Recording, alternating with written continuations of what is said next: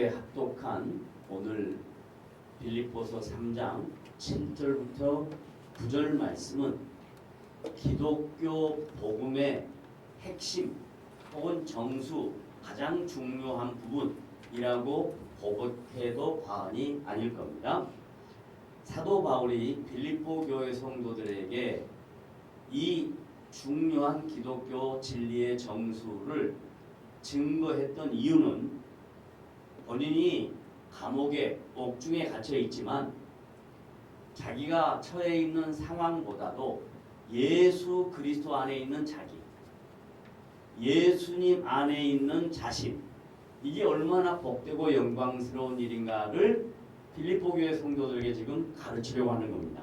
자, 그러면 오늘 7절에 접속사가 하나 있는데요. 그 접속사가 뭐냐면 그러나 라는 접속사입니다.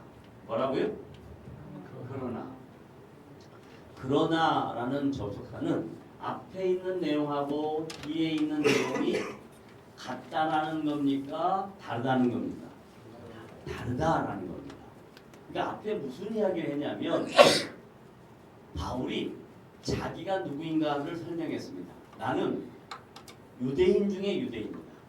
베냐민 지파다. 난지 8일 만에 할례를 받았다. 율법으로는 흠이 없도다. 자기 자신이 율법적인 가치에서 보면 전혀 문제가 없는 사람이었는데 예수 그리스도를 만나고 나니까, 예수 그리스도를 통해서 하나님의 자녀가 되고 나니까 자기의 실체를 정확하게 알게 되더라라는 뜻입니다. 그러니까 기독교의 모든 성도들은, 기독교의 모든 신자들은 예수를 정확하게 알아야 자기를 알게 됩니다. 자기를 알고 예수를 아는 게 아니라 예수를 알아야 자기를 알게 됩니다. 다 같이 따라합니다. 누구를 먼저 알아야 된다고요? 예수를 먼저 알아야 돼요. 예수를 먼저 알아야 자기 자신을 알게 되는 겁니다.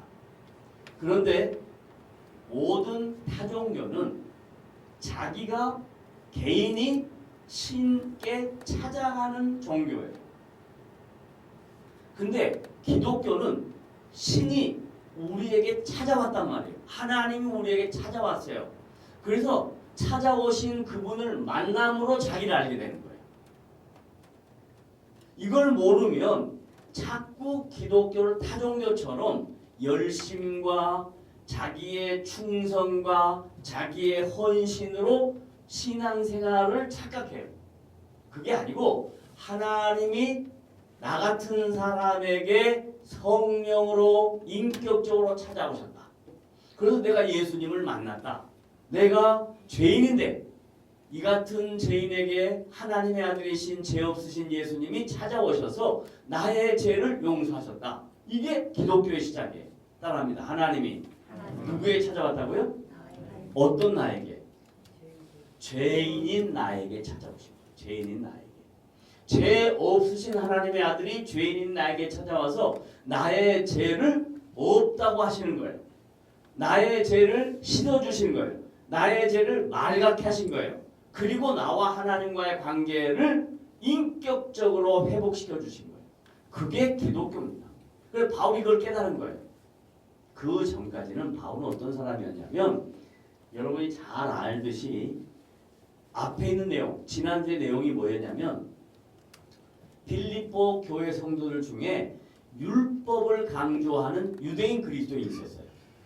근데 유대인 그리스도인은 여전히 율법에서 헤어나오지를 못해요. 그럼 여러분 율법을 크게 두 가지로 나눕니다. 하나는 모세가 시내산에서 받은 율법, 그 십계명이에요. 뭐라고요?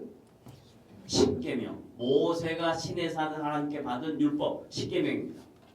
그리고 난 다음에 유대인들이 살아가면서 만든 율법, 유대인들이 만든 율법, 이게 몇 가지가 있냐면 616가지가 있어요. 몇 가지가 있다고요? 616가지가 있어요. 616가지가 있는데 모세 율법 이후 616가지의 율법을 나누어 보니까 긍정적 율법이 있고 부정적 율법이 있어요. 긍정적 율법이란 말은 무슨 말이냐? 무엇을 하라라는 것이 긍정적 율법이에요. 그 다음에 부정적 율법은 뭐라고요? 무엇을 뭐하라? 하지 말라. 하라는 게 많아요? 하지 말라는 게 많아요? 그러면 다른 말로 바꿔볼게요. 인간은 말을 잘 듣는다 안 듣는다? 안 듣는다. 그러니까 하지 말라고 좀 하는 거예요.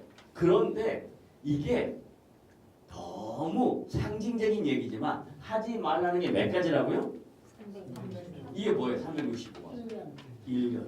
다른 말로 말하면 매일 우리는 일어나자마자부터 잠잘 때까지 뭔 얘기를 들어야 된다고요? 하지 말라는 얘기를 들어야 되는 거예요. 그게 유대인들이 모세 이후에 생활 속에서 만들어낸 율법입니다. 그러니까 하지 말라 그러는데 하고 있으면 어떻게 되는 거예요? 준사, 하지 말라 그랬으면 하고 있으면 뭐가 되는 거예요? 하고 있으면 이제 가가지고 처벌을 받아야지. 그렇죠. 처벌을 받아야죠. 그러니까 계속해서 하지 말라 그러는데도 불구하고 하면 하나님이 유대인들에게 징계했단 말이에요. 하지 말라는 것을 안 하고 하라는 걸 잘하면 하나님이 그들에게 축복해 주셨어요. 그게 구약의 모든 내용이에요. 그런데 이런 삶이 예수님 오시고 난 이후에도 빌립보 지역의 유대인 그리스도인들에게는 동일하게 이것을 지키고 있었단 말이에요.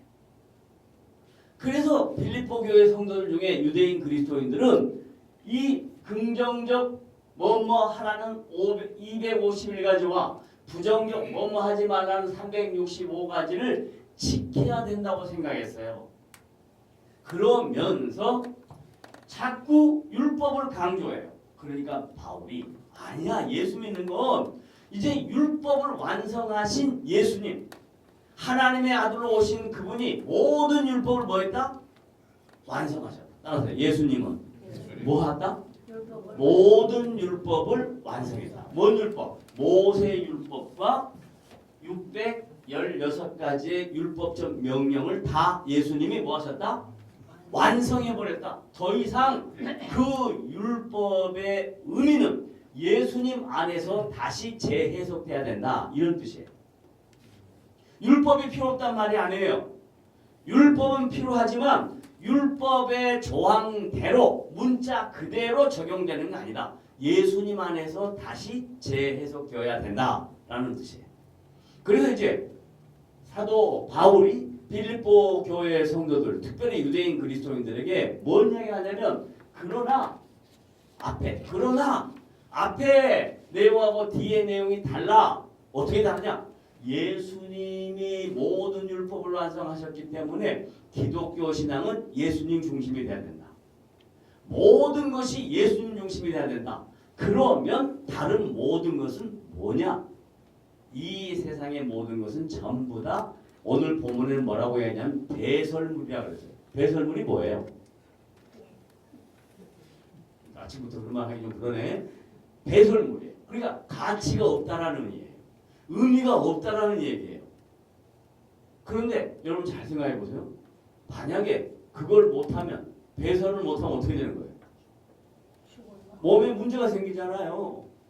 배설을 해야 돼요. 그러나 그것이 순환의 의미일 뿐이지 그것이 가치가 있는 게 아니에요. 냄새만 날 뿐이에요. 그러니까 사도 바울이 빌립보 교회 성도들에게, 특별히 유대인 그리스도인들에게 뭐냐면 예수님이 너희들 삶의 가장 존귀한 분이다. 예수님이 너희들 삶의 주인이다. 왕이다. 만유의 주인 되신다. 이 얘기를 강조하려고 하는 거예요. 그래서 그러나라는 단어는 모든 믿는 성도들의 삶의 주인이 바뀌었다. 이런 뜻입니다. 여러분의 삶의 주인이 자기인가 아니면 주님인가? 이거 굉장히 중요한 이야기예요. 다 같이 따라합니다. 나의 삶의 주인은 나다. 이게 쉬운 이야기가 아니에요. 말로는 예수님이다 그러는데 그것을 생활 속에 적용하려니까 너무 어려워요. 그럼 왜 어려운가? 바울은 이 문제를 어떻게 해결했는가? 그 그게 오늘 메시지의 내용이에요. 뭐냐면 다 같이 하나 읽어봅시다. 시작. 그리스도를 위하여 모든 것에 대하여 뭐 하지 않는다? 집착하지 않는다. 우리는 전부 다 살아가면서 작은 일에 뭐 한다고요? 집착해요. 집착해요. 그런데 이 집착하지 않는 것이 삶의 주인이 바뀐 가장 중요한 특징입니다. 그러면 잘 생각해 보세요, 여러분. 자식 집착하면 안 돼요. 내 거 아니에요. 그 다음에 물질 내 거 아니에요. 잠시 청직일 뿐이에요. 맡겨진 것 뿐이에요. 이따가 없어지는 거예요. 그런데 거기에 집착해요. 그럼 아침에 눈 뜨면 일어나서 돈으로 시작해서 저녁 잘 때까지 돈 하다가 계속해서 돈으로 그냥 집착하지 말아야 돼요. 따라합시다. 집착하지 않은 것이 예수 그리스도를 가장 존귀하게 여기는 것이다. 요거요 첫 번째. 그 다음에 두 번째. 따라합니다. 시작. 예수 그리스도를 믿는 아는 매우 중요해요. 다시 예수 그리스도를 뭐? 아는 지식. 교회를 수도 없이 오랜 시간 다녔는데 예수님에 대해서 몰라. 뭐에 대해서 아냐? 교회 생활에 대해서 알아. 뭐에 대해서 아냐? 다른 권사님들, 집사님들 생활에 대해서 알아. 저 사람은 어떻게 살았고 저 사람은 뭐 했고 이걸 아는데 예수님에 대해서는 너무 몰라. 왜 그랬나? 교회에서 신앙생활하면서 예수 그리스도를 가르치질 않았어. 뭘 가르치냐? 교회 오면 이렇게 해야 돼. 교회 오면 봉사해야 돼. 교회 오면 뭐 열심히 섬겨야 돼. 이런 거밖에 안 가르친 거예요. 예수 그리스도를 아는 지식이 있어야 돼요. 아는 지식. 예수님 아는 지식. 그럼 제가 한번 물어볼게요. 예수님 아는 지식에 대해서 묻겠습니다. 예수님이 이 세상에 몇 년 동안 사셨어요? 네, 그래. 이런 것을 아는 지식이 안 그래. 또 예수님이 어디서 태어났어? 왕궁에서 태어났지? 말구에서 태어났어. 이런 것이 아는 지식이 아니야. 그럼 예수님을 아는 지식이라는 말 다른 말로 바꿔볼까? 예수님 이꼴 하나님, 예수님 이꼴 성령님, 성령님, 하나님, 예수님을 다른 말로 말하면 말씀. 태초에 말씀이 계시니라. 이 말씀은 하나님과 함께 계셨고, 그러니까 하나님을 아는 지식, 예수님을 아는 지식은 뭐라고요? 말씀이야. 기독교의 가장 핵심은 성경 계시의 말씀이야. 근데 성경 계시 말씀은 하나도 몰라. 아니, 알긴 아는데 자격증으로 알아. 그게 아니고 성경에 기록한 하나님의 의도를 알고 그 말씀을 배워가는 것, 이게 기독교의 가장 중요한 가치다. 예수님이 내 삶의 주인이 된 표시, 그리고 내가 주님이 내 삶의 왕이고 주인인 것을 확인하는 작업. 말씀을 알아야 돼. 말씀.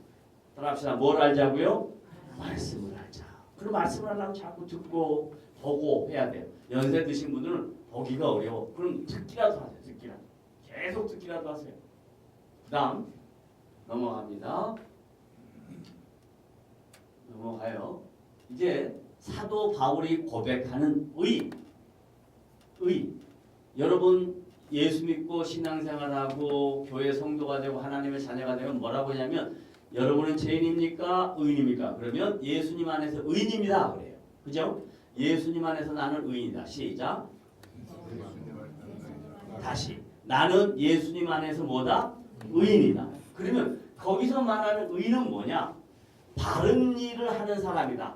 나쁜 일을 안 하는 사람이다. 착한 일만 하는 사람이다. 이 말 아니에요. 성경에서 말하는 의는 하나님의 통치예요. 하나님의 통치. 그럼 내가 예수님 안에서 의인이다. 이 말은 나는 예수님 때문에 지금 하나님의 통치를 받고 산다. 이 말이에요. 나는 누구라고요? 아니 의인인데 의인이 뭐라고요? 하나님의 통치를 받고 사는 사람. 그럼 여기까지 내가 살았으면 나는 여기까지 뭐 했다는 거예요? 하나님의 통치를 받고 살았다. 그러니까 감사한 거예요. 그러니까 감격스러운 거예요. 그러니까 고마운 거예요. 의인이다 그러니까 자꾸 어떤 생각하면 죄 지면 안 돼. 잘못하면 안 돼. 바른 것만 해야 돼. 그거 아니에요. 그건 윤리. 그건 도덕이야. 성경에서 말하는 의인은 예수 안에서 하나님이 내 인생 속에 통치하신 분이다. 지금도 다스리는 분이다. 나와 함께 하시는 분이다. 이런 뜻이에요. 자, 다 같이 한번 따라합니다. 나는 그리스도 예수 안에서 뭐라고요? 의인입니다. 근데 그 의는 뭐라고요? 하나님의 통치를 받는 거야. 다 통치를 받고 있어. 비록 아프고 나이가 들어서도 힘들어도 주님은 나를 지금도 다스리시는 분이다. 이걸 믿는 거예요. 자, 그 다음에 그러면 믿음으로부터 하나님께로부터 난 의는 뭐냐? 로마서 1장 17절 다 같이 읽어봐요. 시작. 복음에는 하나님의 의가 나타나. 뭐가 의가 뭐라고요?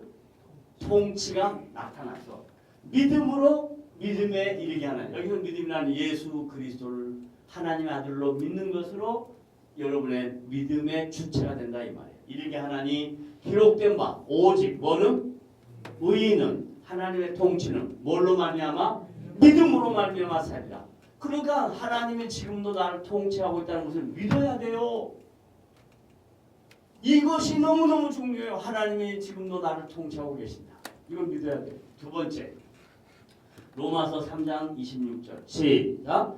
곧 이때에 자기의 의로우심을 나타내사 자기도 의로우시며 또한 예수 믿는 자를 의롭다 하신다. 그러나 예수님은 하나님의 통치를 받고 사는 하나님과 예수님과 성령님은 같은 분이에요.